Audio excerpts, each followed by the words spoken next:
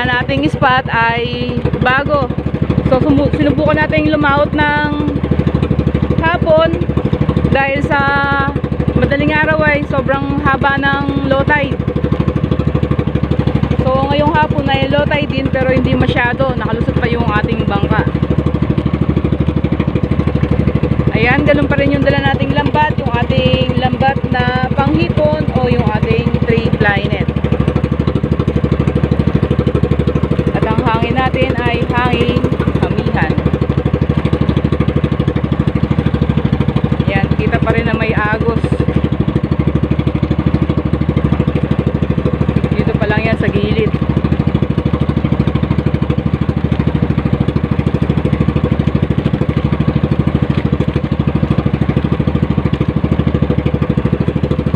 Ayan, alas 5 Gs na ng hapon pero ang taas pa ng sikat ng araw, ang sakit pa sa balat.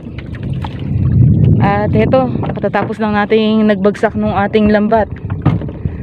Ayan, mamaya sabay-sabay nating tuklasin kung ano yung magiging resulta nitong area natin dito sa spot na pinunta natin ngayong araw na to. Bali, kanina naka-rombo kami o naka-direction kami dun sa tapat namin. Bali, meron kaming kinawayan doon, so wala silang nasasalat na hipon. Meron man, madalang daw. Kaya ginawa namin, bumalik na lang kami dito sa spot namin nung nakarang gabi na lumaot kami. Ayan, natatandaan ko, naka 800 plus din kami dito. Ayan, mamaya na lang. At tingnan natin kung ano yung ibibigay sa atin ni Haring Dagat.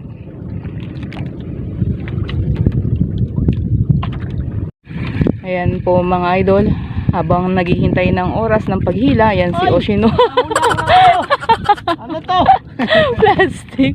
Ayan si Oshino at busy siyang nangangawil. Kala ko pusit. Plastic. At ako naman, ito, kakainin natin yung ating dalang baon para sa ating merienda. Nilagang saging. Ayan, na may kasamang asukal. Ang dami naman asukal na dinalahan. Ayan, pinagluloko ko si Oshino. Parang yung baon namin na saging ay pang hapunan na sa dami. Ayan, kain po tayo mga idol. At mamayang padilim nito ay hihila tayo ng lambat. Sigurado mapapalaban na naman si Oshino dahil sirit yung agos, ang lakas. So ayan, madilim na. Maya ng konti nito, hihila na tayo. Ayan, amihan yung hangin natin at sobrang lakas ng agos. Salunga tayo sa agos saka sa hangin. Kaya malamang mabigat tong hilahin. A few moments later. Ayan, tapos tayo maghila. Yung bandera na lang natin yung isasampa ni Oshino. Ayan, yung kulay pula na yan. At pagdating sa barahan ay i-update ko kayo sa mga huli namin.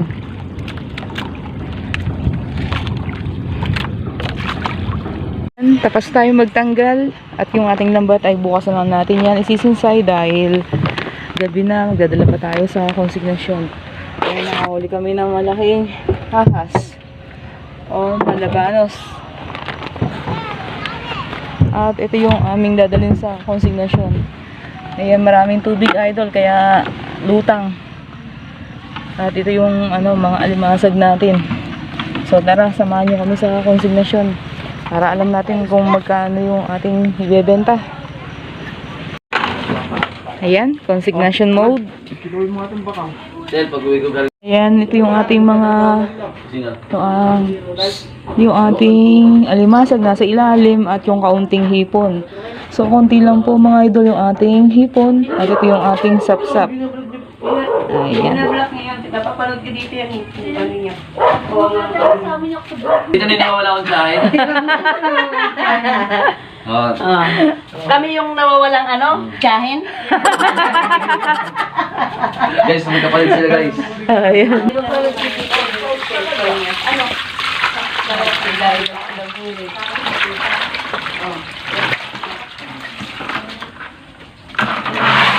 Yun talagang ha? Ayan, yung ating huli. Piraso lang yung ating mga hipon, pati yung ating mga isda na yan ay piraso lang. So lamang yung ating alimasag. Gabi na rin kayo nakauwi. Ako ba si Jason? Ayan, for sorting yung ginagawa dito sa ating mga huli.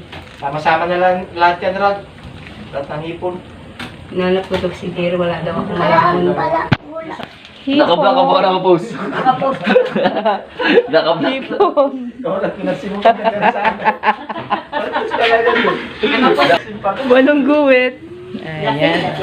Tigas. Oh, lasing Jay. siya galing sa ano, birthday. Ito yung ating mga alimasag big. Ba daw ba? Kahit sa palengke din, pag Tingnan natin yung kung halimbawa, may mga namimili ilang o kilo yung gusto mga may yan. mga sa usuki na namin, tawanan, pintuan. Kasi pag gano'n eh. Ulit ako yan, nalasing Marsa, kinain yung akin. Kinain mo ako. Pag Yung small. Small. Diyos ko. Wala nang signal. Ito lang, ano, kulang walo. Kulang. Guhit. Pitong guwit. 0.7. Ay, parang pula yan.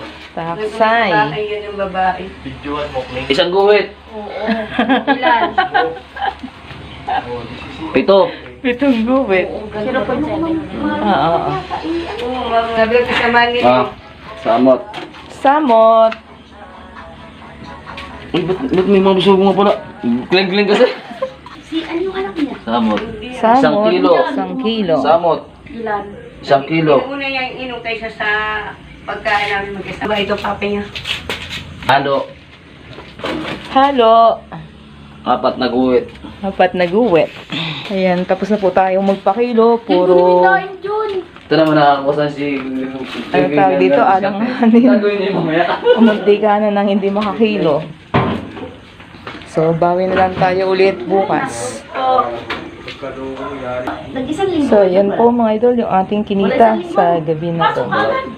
Pagdating ko sa bahay, magluluto pa tayo ng ating ulam para ngayong dinner. Si Shino ay piniprepare na niya. So, ito yung ating napiling ulam. Ito yung napili nating ulam. Ayan.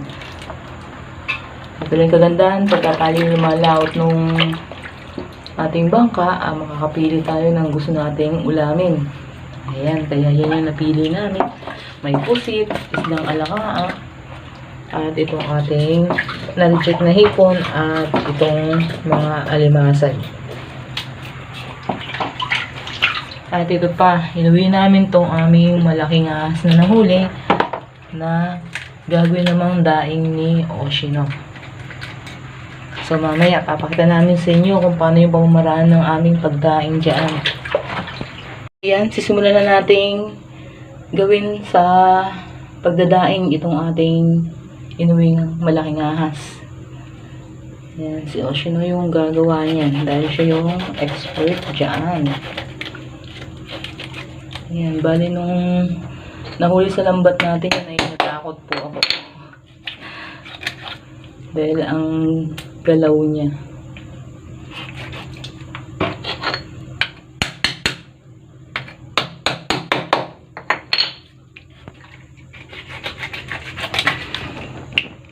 Putulin natin sa ganyang kalalaki. Okay. Taste na muna. Ayos na muna. Ang laki ng ulo niya. Ayan, bali din yung ating gagawin. Diyan natin sa likod.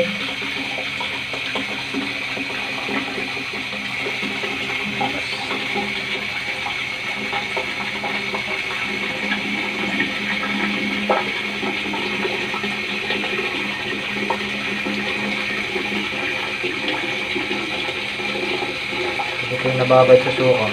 Mas masarap pa ito sa baboy.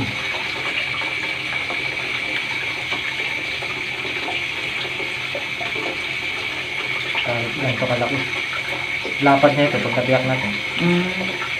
Ang laki eh. Ilang, ano ba yung gagawin mo dyan? Yun lang. Yan, ganyan. Ayan. Ang galing na yung dito ko. Ayan. At tayo na dito. At ang lalong lumapad.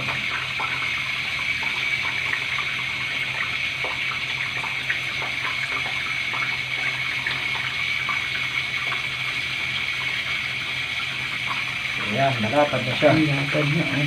Sarya-tarya natin para pumasok yung suka. Ayan. Ayan. Bali, ganun lang ulit. Madami-dami yung magiging daing natin yan. Laki niya, may 3 kilo yata yun eh. Isang Hindi, piraso. hindi na natin binenta. Nabibili naman yan sa amin sa konsignasyon, kaso hindi na namin binenta. Masarap yan mga, maano yung daliri mo. Masarap yan mga idol. Napakasarap niyan sa daing. Saka sa ano na, adobong tuyo, no? Lobo sa gata. Adobo sa gata. Spicy.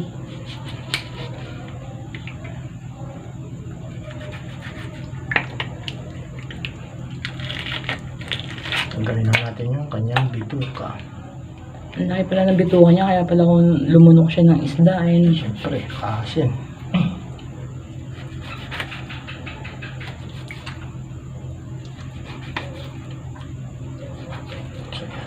Lapad na siya. Lapad. Ayan, habang piniprepare ni Oshino yung ating gagawin daing, ayan, i-prepare ko naman yung ating pangsangkap. Meron ako ditong 2 boteng suka, isang buong bawang, at itong ating paminta. Yan.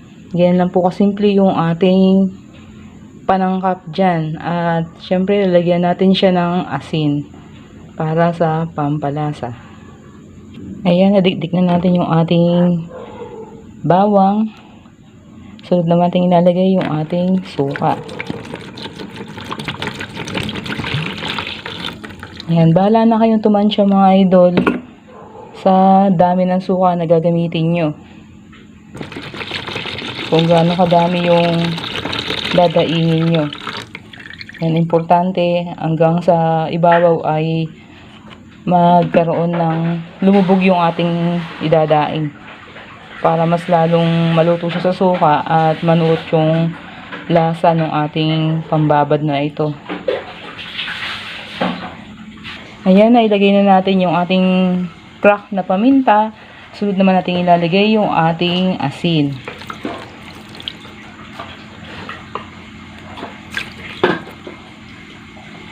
So, yan, timplado na yung ating pambabad. At ito yung ating prefer ni Oshino na dadaingin nating ahas or yung ating malabanos. Ayan, bali, hindi niya muna agad lalagay dun yan. Dahil papatiktikin pa yan.